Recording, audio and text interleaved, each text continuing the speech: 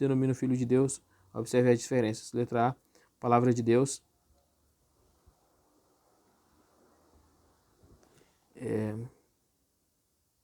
A palavra de Deus, na sua forma escrita, viera aos juízes, mas Jesus é Ele mesmo, em sua pessoa.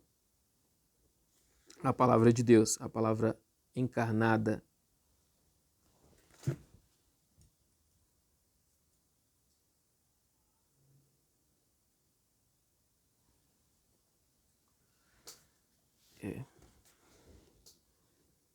A palavra encarnada. Letra B, os juízes haviam nascido da mesma forma que todo homem, porém Jesus foi enviado ao mundo, vindo do alto. Letra C, os juízes eram filhos de Deus apenas em um sentido geral. Jesus é o Filho unigênito de Deus. Veja sobre 1,14, 18 e 3,16. Letra D, os juízes receberam uma tarefa importante, mas quando comparada com a de Jesus é inferior, porém Jesus foi consagrado, separado e qualificado.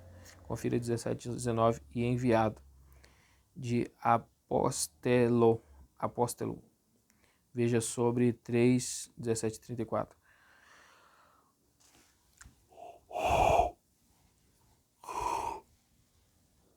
Ao mundo para ser seu salvador. Portanto, os judeus não tinham nenhum direito de dizer a Jesus: você está blasfemando, quando ele diz: eu sou o Filho de Deus. 37 e 38. Se não estou fazendo as obras do meu Pai, então não acreditem em mim. Mas se as faço, então, muito embora não creiam em mim, creiam nas obras, a fim de que venham a perceber e continuem a perceber que o Pai está em mim e eu estou no Pai. Firme e amoroso é o apelo de Jesus, instando com os homens a quem depositem nele sua confiança. Será que esse convite foi infrutífero? Em vista do fato de que a maioria dos ouvintes era inimiga da verdade, uma resposta afirmativa pode parecer correta, mas deve-se ter em mente que mesmo entre os inimigos presentes, Deus, com toda a probabilidade de seus eleitos, que afinal se voltarão para ele. Deus, com toda a probabilidade, tem seus eleitos, que afinal se voltarão para ele. A alternativa que Jesus apresenta a seu auditório é esta. Letra A. Se eu não estou fazendo as obras do meu Pai, não que Jesus na verdade acredite que isso fosse possível, são suficientemente claros, mas ele parte dessa premissa em benefício deles. Então não creiam em mim. Mas B, se eu estou fazendo e é evidente que estou, então muito embora vocês não creiam em mim, observe o tipo de condição, veja a nota 82, creiam nas obras, ou seja, mesmo que vocês não me aceitem diretamente como seu Salvador e Senhor, continue a ponderar sobre as minhas obras, a fim de, ao verem que essas obras são do Pai, vocês sejam levados a aderirem a mim pela fé. Isto é, a fim de que venham a perceber e continuam a perceber. Gnote kai gnoquete. Gnosquete. Gnote kai gnosquete. Veja também sobre 1:10, 31 e 8:28. Que o Pai está em mim e eu estou no Pai. Existe identidade de obras, pois existe uma só essência. E as pessoas existem em e através uma da outra, gloriosa relação recíproca, como impulsos de uma só vida divina e autoconsciente. O Pai não é subordinado ao Filho e o Filho não é subordinado ao Pai. Eles são idênticos em essência, porém distintos em pessoa. 39. Então eles estavam novamente tentando prendê-lo.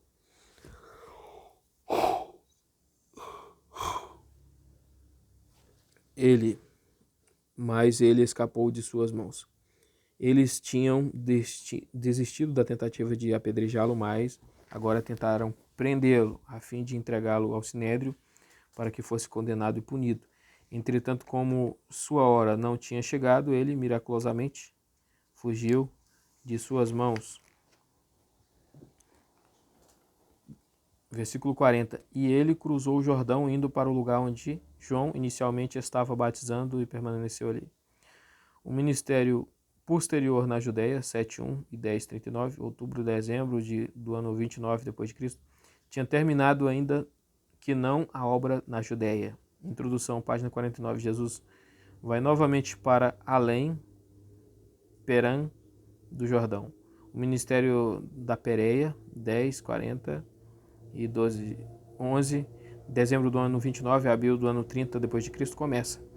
A que se refere a expressão novamente para além do Jordão? Alguns são da opinião de que Jesus passou o intervalo entre a festa dos tabernáculos e da dedicação, intervalo pressuposto entre 10:21 e 10:22.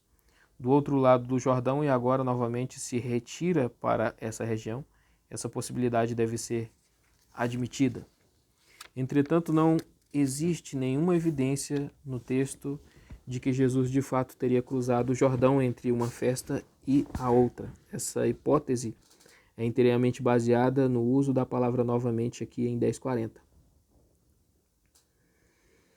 Parece mais provável que a expressão novamente se retirou para além do Jordão deva ser interpretada à luz do que segue imediatamente, a saber, para o lugar onde João inicialmente estava batizando.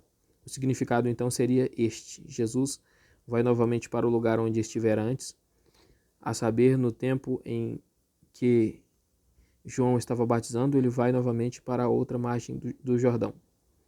Que lugar é indicado? João estivera batizando em toda a circunvizinhança do Jordão, Lucas 3:3.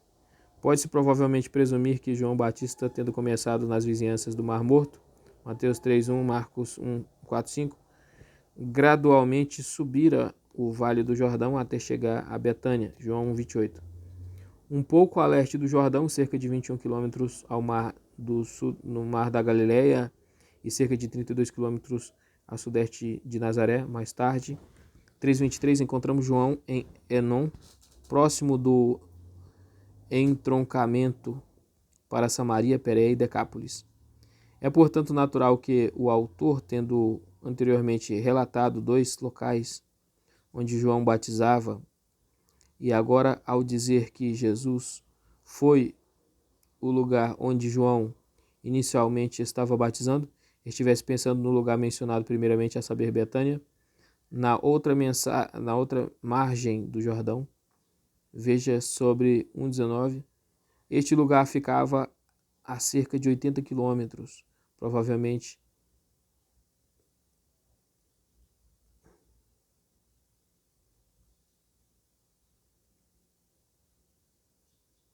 um pouco mais para percorrer, de Betânia, próximo a Jerusalém. Se no dia que Lázaro morreu o local do qual Jesus partiu era a Betânia, Transjordânia, mas isso não é realmente mencionado em João 11, não seria de estranhar de modo algum que quando eles chegaram a Betânia, da Judéia, encontraram Lázaro já sepultado havia 4 dias, 11:17. Jesus permaneceu ali por algum tempo, no lugar onde João primeiramente batizava. 41, 42. E muitos iam até ele e ficavam dizendo: João não fez nenhum sinal. No entanto, tudo que João disse a respeito deste homem era verdade.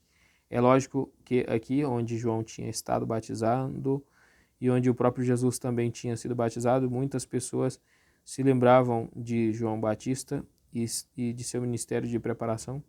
Eles se lembravam do que João tinha dito sobre Jesus. Veja sobre 1:19-36. E quando eles ouviram as palavras de Jesus, à medida que se juntavam em volta dele e viam seus sinais, em contraste com João, que não tinha realizado sinais, eles exclamavam: João não fez nenhum sinal. Porém, muito embora ele não tenha feito nenhum sinal, para confirmar sua mensagem, tudo quanto disse a respeito deste homem era verdade. E o resultado foi que muitos creram nele ali. Esse creram nele é a mesma expressão que aparece em 8:30. Não significa necessariamente que todos estes crentes o tenham abraçado com uma fé viva.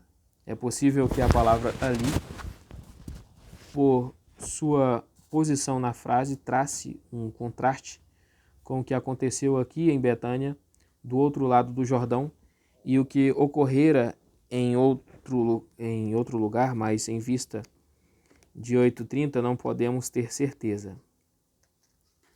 Síntese 10, 22 ao 42. Veja o esboço na página 287. O Filho de Deus se revela como um bom pastor, continuação, e também como Cristo, um com o Pai. Seus inimigos tentam novamente apedrejá-lo. Durante a festa da dedicação em dezembro do ano 29 depois de Cristo, Jesus estava andando no que provavelmente era apenas o resto do antigo templo de Salomão, portanto aqui referindo como o pórtico de Salomão. Os judeus exigiram que, se de fato ele fosse o Cristo, lhes dissesse claramente. Jesus, em resposta, aponta para as declarações anteriores que indicavam sua messianidade espiritual. E para seus milagres vistos como sinais, ele declara que a razão da descrença deles era o fato de que não eram ovelhas. Se fossem ovelhas que pertencessem ao pastor Jesus, teriam dado ouvidos às suas palavras, teriam obedecido e teriam obtido vida eterna. As ovelhas jamais se perdem para sempre. Sendo muito preciosas para o Pai e para o Filho, ninguém pode roubá-las das mãos ou do poder do Pai ou do Filho.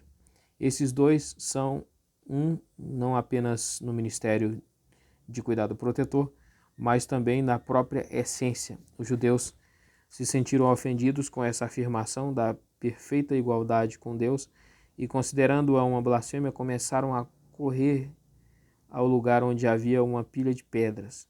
Eles são vistos no ato de carregar pedras a fim de atirá-las em Jesus, como a lei mosaica requeria em casos de blasfêmia. Com base no Salmo 82:6, Jesus argumenta do menor para o maior, revelando o caráter injustificado da conclusão deles. Se juízes terrenos são chamados deuses porque representam a justiça divina, não teria ele que viera do céu e fora consagrado pelo Pai para a obra messiânica direito a essa designação? Que eles façam um estudo acurado das obras de Jesus a fim de que possam aceitá-lo pela fé, abandonando a tentativa de apedrejá-lo.